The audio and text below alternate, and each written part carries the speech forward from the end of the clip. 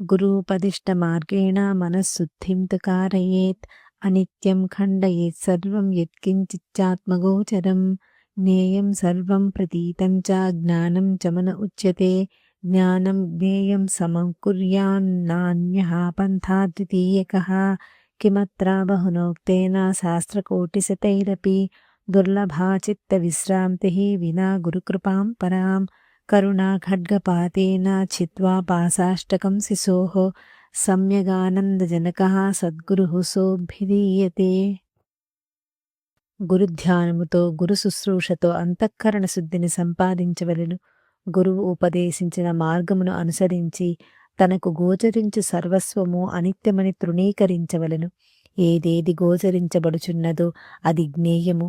ఈ సమస్త దృశ్య పదార్థముల జ్ఞానమును గ్రహించుటకు మనస్సు సాధనమై ఉన్నది. అలాగే ఆయా ఆకారములను పొందుచున్నది. కావున జ్ఞానాజ్ఞేయములు రెండున్నూ మనస్సే. అనగా జ్ఞానమునకు వృత్తి, జ్ఞేయముకు దృశ్యము మనస్సుగానే ఉన్నది.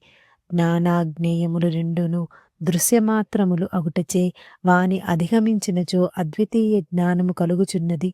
ఈ జ్ఞానాజ్ఞేయములు రెండు మనస్సు అని తెలుసుకొని ఆత్మ పదార్థమునకై అన్వేషించుట తప్ప ముక్తికి వేరొక మార్గము లేదు. అనేకములైన శాస్త్రములను చదివి మహాగంభీర పదార్థములను గ్రహించుటచే ఏ ప్రయోజనమూ సిద్ధించదు. వానిచే చిత్తశుద్ధి, ఏకాగ్రత లభించవు. గురుదేవుని అనుగ్రహము పొందిన వారలకు త్రుటిలో సకల దోషములు నశించి చిత్తశాంతి కలుగును. చిత్తములయమై పరబ్రహ్మమునందు ఏకత్వమును పొందుటయే చిత్తశాంతి అనబడును.